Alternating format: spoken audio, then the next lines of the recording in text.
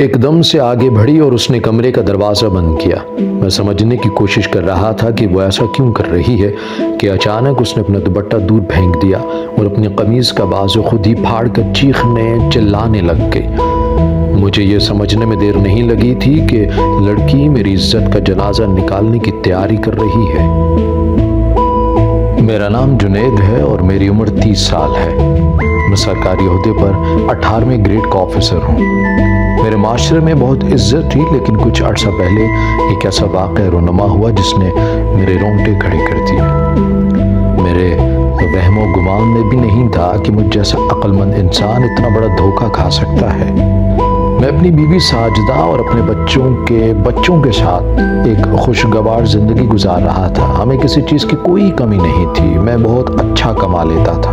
एक दिन मेरी बीवी साजिदा को ख्याल आया कि क्यों ना घर का ऊपर वाला पोर्शन बनवा कर किराए पर चढ़ाया जाए। मुझे इसका ख्याल बहुत पसंद आया था। पैसे की तो कोई कमी नहीं थी हमारे पास, गुजारा हो जाता था अच्छे तरीके से। लेकिन साजिदा ने बताया कि सेविंग्स भी ज़रूरी है बच्चों के मुस्तकबिल के लिए। साजिदा बहुत समझदार थी। वो हमेशा ये ऐसी ही बातें सोचा करती थी जिससे हमें फ़ायदा हो। मैंने उसकी बात पर अमल दरामद शुरू कर दिया और ऊपर वाला पोर्शन बनवाने लगा। मैंने ऊपर वाले पोर्शन में ज़्यादा मेहनत नहीं की, बस ऐसा बनाया कि एक मुख्तसर सी फैमिली रह सके। मैंने किराए के लिए डीलर से राबता किया। कुछ दिनों से हमें किराएदार मिल गए। एक खातून थी आसिया बीबी और उनके साथ उनकी 18 साल बेटी अरीबा भी थी। वो दोनों माँ बेटी ऊपर वाले पोर्शन में रहने के लिए आ गई। मेरी बीवी साजिदा आसिया बीबी से मिलने चली गई। जब वो वापस आई तो बहुत खुश लग रही थी। उसने बताया कि आसिया बीबी बड़ी नेक खातून है, मगर अफसोस की बात यह है कि उनकी 18 साल बेटी, जो कि बहुत प्यारी है, उसका ज़हनी तवाज़ुन ही नहीं है। ये सुनकर मुझे बहुत अफसोस हुआ। वक्त गुजरता गया और हमारी मरासिम उनसे मजबूत होते चले गए। आसिया बीबी अक्सर हमारे घर आ जाती थीं, बस सीढ़ियों से एक दरवाजे का फासला था। अरीबा तो अब रोज़ रोज़ आने लगी थी मेरे बच्चों के साथ खेलने के लिए। अरीबा के हाथ में हमेशा जो छोटा सा भालू होता था, उसकी 2 पोनियाँ बंधी होती थीं। वो बच्चों जैसी लगती थी। वो स्कूल ले जाती थी क्योंकि वो जहनी मरीज़ थी। आसिया बीबी ने बताया कि 8 साल की उम्र में सर में चोट लगने की वजह से अरीबा का जहन रुक गया और आगे नहीं बढ़ सका, जिसकी वजह से वो अब तक बचपन में रह रही है। यह सुनकर मुझे और मेरी बीवी को मज़ीद अफसोस हुआ कि ये लड़की हमेशा ऐसी ही रहेगी। मैंने आसिया बीबी से कहा कि आपने इस बच्ची का इलाज क्यों नहीं करवाया, तो उसने कहा कि इलाज बहुत महंगा था और उनके पास इतनी रकम नहीं थी। मैंने कहा कि आप इलाज करवाएं, मैं थोड़ी बहुत आपकी मदद करूंगा। मेरी बीवी साजिदा ने भी यही ऑफ़र की क्योंकि मेरी बीवी बहुत नरम दिल की मालिक थी। साजिदा ने मेरी ज़िंदगी जन्नत बना रखी थी पिछले 8 सालों से। सच कहते हैं, एक समझदार बीवी भी खुदा की नेमत होती है। साजिदा मुझे खुदा की नेमत लगती थी। मैं खुद भी बुराई और गुनाहों से दूर भागने वाला शख्स था। मैं दिल में खौफ खुदा रखता था। अरीबा को मैं अपने बच्चों की तरह ही देखता था। हालांकि मेरे बच्चे बहुत छोटे थे। एक बेटा 7 साल का और बेटी 6 साल की और एक 4 साल का बेटा। मेरे यही 3 बच्चे थे। मैं जब अपने बच्चों के लिए कोई खिलौना लेने लगता तो अरीबा के लिए भी ज़रूर लेकर आता। मैं समझता था कि वो बच्ची की ज़हनियत रखती है और इन चीज़ों की मुंतज़िर होगी। अगर मैं चॉकलेट वगैरह अपने बच्चों के लिए लाता था तो अरीबा के लिए भी वो लेकर आता था। इसलिए वो हमसे बहुत मानूस हो चुकी थी। वो मुझे अंकल कहकर पुकारती थी। मुझे अच्छा लगता था उसका अंकल कहना। हालांकि उम्र में उससे मैं ज़्यादा बड़ा नहीं था। मैं सिर्फ 12 साल बड़ा था। मैं अंकल नहीं बल्कि उसके भाई जितना था। क्योंकि वो 8 साल की बच्ची की ज़हनियत में रह रही थी, इसलिए वो मुझे अंकल ही कहती थी, मगर मुझे बुरा नहीं लगता था, अच्छा लगता था।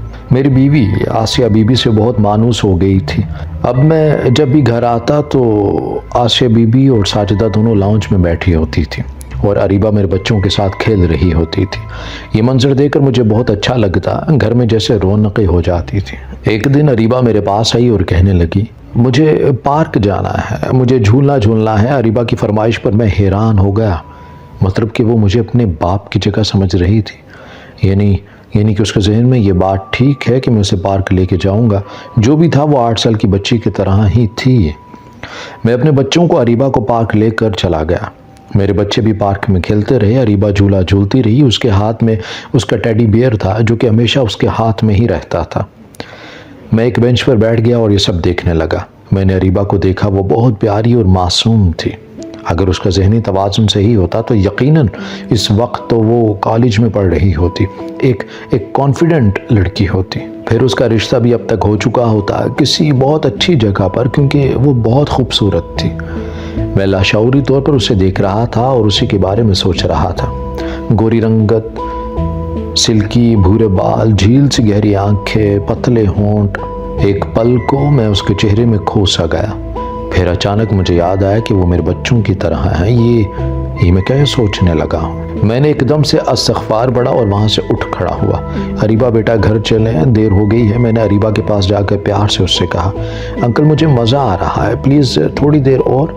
उसने कहा तो मुझे उसकी मासूमियत पर ढेरों प्यार आ गया। मुझे घर तो जाना था, देर हो रही थी और पार्क में बैठने का मैं आदी भी नहीं था, लेकिन अरीबा की मासूम सी फरमाइश ने मेरे पाँव जकड़ लिए थे। ठीक है, तुम थोड़ी देर और खेलो, मैंने प्यार से कहा और फिर बेंच की तरफ जाने लगा। अंकल प्लीज़ आप भी आएँ, मेरे साथ झूला झूलें। अरीबा ने अपने साथ वाले झूले की तरफ इशारा करते हुए फरमाइश की। उसकी ये मासूम सी अदा मुझे बहुत भाई। मैं मुस्कुराता हुआ उसके साथ वाले झूले में बैठ गया। वो मुझे देखकर बहुत खुश हुई कि मैंने उसकी बात मानी है। मेरे दोनों बच्चे खेल रहे थे बॉल से। छोटा बच्चा 4 साल का था, मैं उसे लेकर नहीं आया था। अंकल आप बहुत स्वीट हैं, मुझे आप बहुत अच्छे लगते हैं, अरीबा ने मेरी तरफ देखते हुए अजीब नज़रों से कहा। एक पल को मुझे कुछ अनहोनी का एहसास हुआ, लेकिन उस पर उसकी आंखों में न जाने क्या था। मैं उसे ऐसे समझ नहीं पा रहा था। थोड़ी देर वहाँ रहने के बाद हम सब घर वापस आ गए। मैंने देखा कि आसिया बीबी साजिदा के साथ बैठी हुई थी। आसिया बीबी के हाथ में हर वक्त तस्बीह होती थी।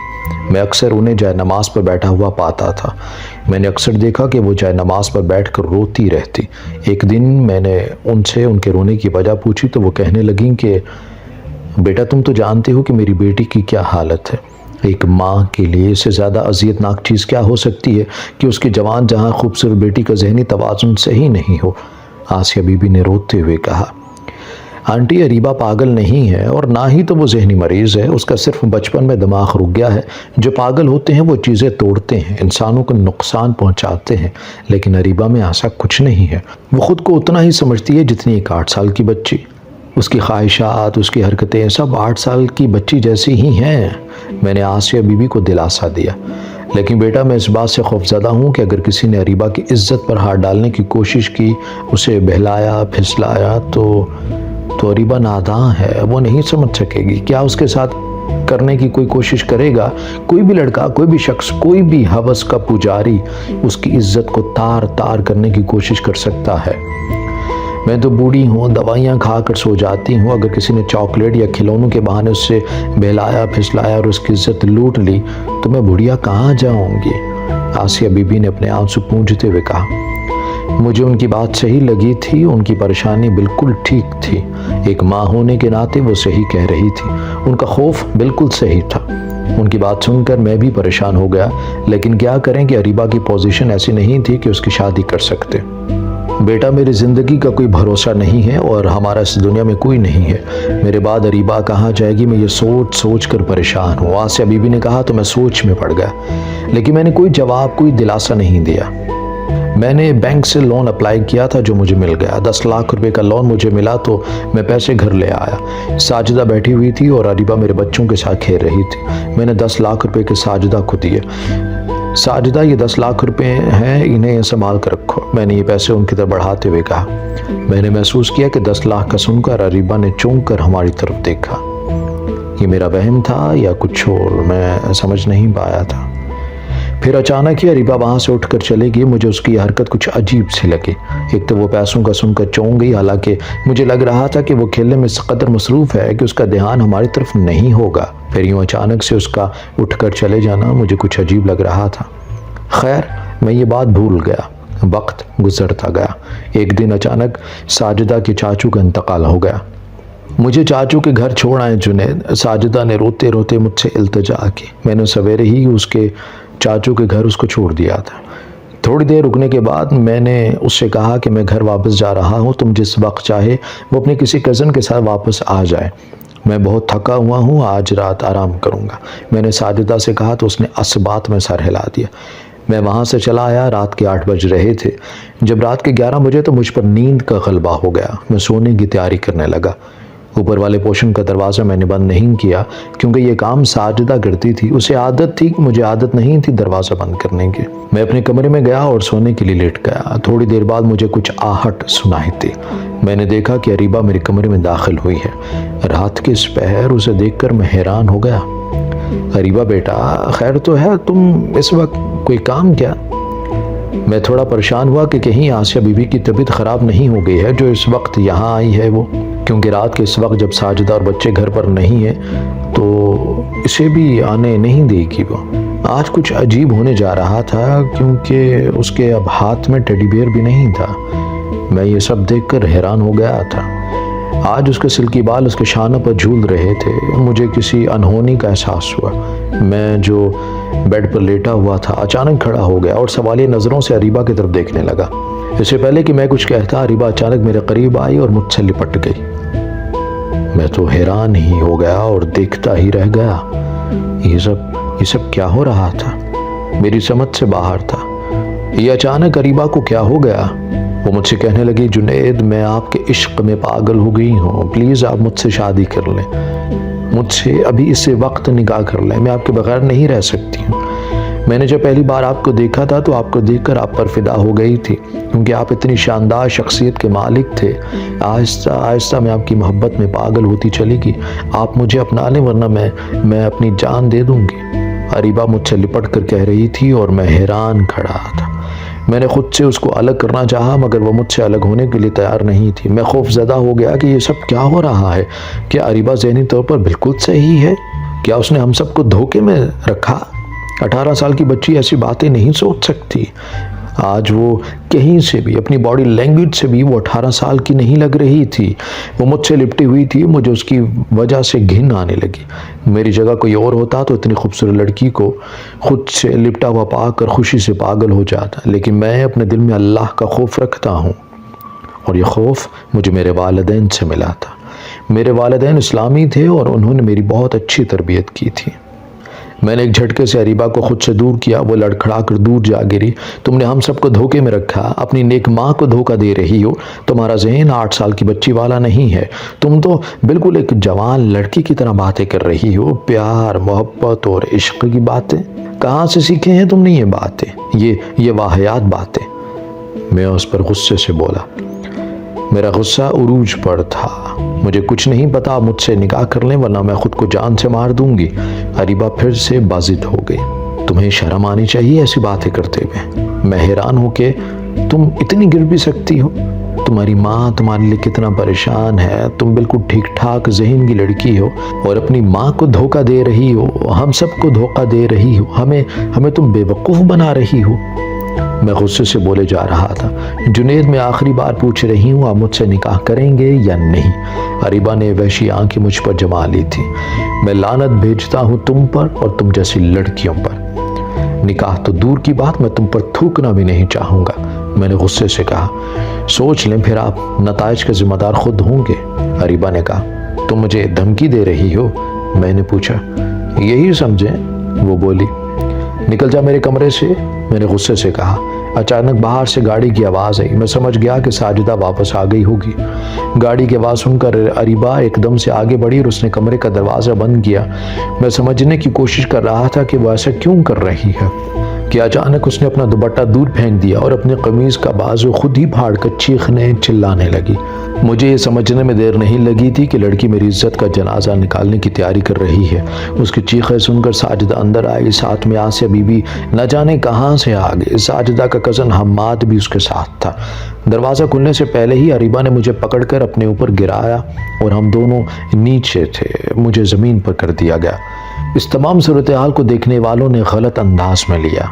उन्हें देखकर अरीबा भी चिल्लाने लगी, बचाओ बचाओ, अंकल मुझसे बदतमीजी कर रहे हैं, मुझे बचाए मामा, आंटी। अरीबा रोते हुए कह रही थी। मैं झटके से खड़ा हुआ। उसके ऊपर से ये झूठ बोल रही है। मैंने साजिदा और आसिया बीबी से कहा, मैं सोच भी नहीं सकती थी कि आप इतना गिर सकते हैं। साजिदा ने मेरी तरफ से हैरत से देखते हुए कहा और मैं नफ़ी में सर हिलाने लगा। साजिदा मेरा यकीन करो, ये लड़की धोखेबाज है, ड्रामेबाज है, ये जहनी मरीज़ नहीं है, ये बिल्कुल ठीक है, ये झूठ बोल रही है।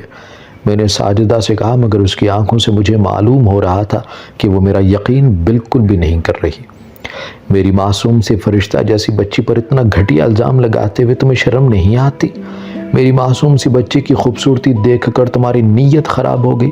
तुम बहला फिसला कर आधी रात को इसे अपने कमरे में ले आए हो जब मैं सो रही थी। मैं अचानक जागी तो देखा कि अरीबा मेरे पहलू में नहीं है। मैं परेशान हुई कि मेरी मासूम सी बच्ची कहाँ गई। उसको ढूंढती हुई मैं नीचे आ रही थी कि उसकी चीख ने मुझे अपनी जानिब मतवज्जा किया। आसिया बीबी गुस्से से कहती जा रही थी, आंटी आप मेरा यकीन करें, आपकी बेटी बिल्कुल सही है। ज़हनी तौर पर ये आपको धोखा दे रही है। मैंने इसे कुछ नहीं कहा, बल्कि ये खुद मेरे पास आई और मुझसे कहने लगी कि ये मुझसे मोहब्बत करती है और मैं इससे निकाह कर लूँ। और जब मैंने निकाह करने से इनकार किया तो उसने ये इज्जत लूटने वाला ड्रामा रचाया। मैं परेशानी से अपनी बात का यकीन दिलाने की पूरी कोशिश कर रहा था आसिया बीबी और साजिदा को, मगर मैं उन दोनों की आंखों में बेयकीनी देख चुका था। इतने सालों के साथ इतने सालों का यकीन एकदम ख़त्म हो गया था। लेकिन इसका कसूर नहीं था, क्योंकि अरीबा बहुत ज़बरदस्त अदाकारी कर रही थी। वो उसकी जगह कोई भी होता तो यही समझता कि मैं गलत हूँ और अरीबा सही है। मैं घर छोड़ कर जा रही हूँ, चलो हम्माद। साजिदा बदहवासी से अपने कज़न हम्माद के साथ वापस चलेगी और मैं हैरान रह गया। अब ये बात जंगल की आग की तरह फैल जाएगी साजिदा के मेके में और हर जगह। बरसों से कमाई गई मेरी इज्जत एक पल में मिट्टी में मिलने वाली थी। मैं पुलिस को फ़ोन करूंगी तो मेरी बेटी के साथ रेप करने की कोशिश की गई है, तुम्हें जेल हो जाएगी। मैं भी पुलिस को फ़ोन करती हूँ। आसिया बीबी ने जैसे मुझे धमकी दी तो मैं हैरान हो गया इस धमकी पर। आंटी मेरा यकीन कीजिए, मेरा कोई कसूर नहीं है। पुलिस को फ़ोन करेंगी तो मैं बेमौत मारा जाऊंगा, मैंने आसिया बीबी से कहा। यही तो हम कह रहे हैं जुनैद, हम पुलिस को फ़ोन करेंगे और तुम पर रेप का इल्ज़ाम लग जाएगा। सोशल मीडिया में ख़बरों में हर जगह तुम्हारा नाम चला जाएगा, तुम पर लानत मलामत की जाएगी, तुम्हारी नौकरी भी ख़त्म हो जाएगी, तुम्हारी इज्जत भी ख़त्म हो जाएगी और तुम्हारा घर भी तबाह हो जाएगा। तुमने देख लिया कि आज तुम्हारी अपनी बीवी साजिदा ने तुम्हारे पर यकीन नहीं किया, तो दुनिया कैसे यकीन करेगी तुम्हारा। इसलिए बेहतर है कि 10 लाख रुपए की जो रकम तुमने बैंक से लोन ली है वो हमें दे दो। हम चुपचाप यहाँ से चले जाते हैं। हमारे जाने के बाद साजिदा को तुम बता देना कि हम पैसे लेकर फरार हो गए हैं, इस तरह वो भी मान जाएगी। और अगर तुमने हमारी बात नहीं मानी तो सब ख़त्म हो जाएगा। मैं सर पकड़ कर बैठ गया। यानी आसिया बीबी और अरीबा दोनों मिली हुई थी। ये इन दोनों माँ बेटी की चाल थी मुझसे रकम निकलवाने के लिए। मैं समझ गया कि ये सब इन्होंने सिर्फ मेरे साथ नहीं किया, जहाँ जहाँ से ये होते हुए आए हैं हर जगह इन्होंने ऐसा ही ड्रामा रचाया है। मैं समझ गया कि इनका ग्रोह है जो लोगों को लूटता है। अब अपनी इज्जत बचाने का मेरे पास इसके अलावा कोई और रास्ता नहीं था। अपनी इज्जत के सामने मुझे 10 लाख रुपए कुछ भी नहीं लग रहे थे। मुझे उनका अफसोस नहीं था। अफसोस तो इस बात का है कि साजिदा ने मेरा यकीन नहीं किया और मैं माँ बेटी के हाथों बेवकूफ़ बन गया। वो दोनों पैसे लेकर फरार हो गई। मैं परेशान होकर लाउंज में बैठ गया और टीवी चलाए। न्यूज़ चैनल में खबर चल रही थी, 2 माँ बेटी को कुछ लोगों ने गोली मार कर हलाक कर दिया और उनके हाथ से 10 लाख की रकम छीन कर फरार हो गए। मैंने तस्वीर देखी, वो आसिया बीबी और अरीबा की थी। मैं हैरान रह गया कि कुदरत ने इतनी जल्दी मेरा बदला इनसे ले लिया। धोखा तो बहुत से लोगों को इन्होंने दिया होगा, मगर शायद ये मेरी शराफत और नेकी थी जो मेरे काम आ गई और खुदा ने इतनी जल्दी मेरा बदला ले लिया। उनके पीछे शायद कुछ और लोग लगे हुए थे जिन्होंने उन्हें गोली मार कर पैसे ले लिए। ये वही लोग होंगे जिनके साथ फरार होने का प्लान माँ बेटी ने बनाया था। उनके अपने ही साथियों ने गोली मार दी और धोखा दे दिया और 10 लाख लेकर फरार हो गए। खैर मैंने साजिदा को हकीकत बता दी। 10 लाख का सुनकर और ख़बरों का देखकर उसे यकीन आ गया कि वो लोग धोखेबाज थे। अब सब कुछ ठीक हो चुका है, लेकिन मैं ये सोच रहा हूँ कि वो दोनों तो अब इस दुनिया में नहीं रहे, तो क्या मैं उन दोनों को माफ़ कर दूँ?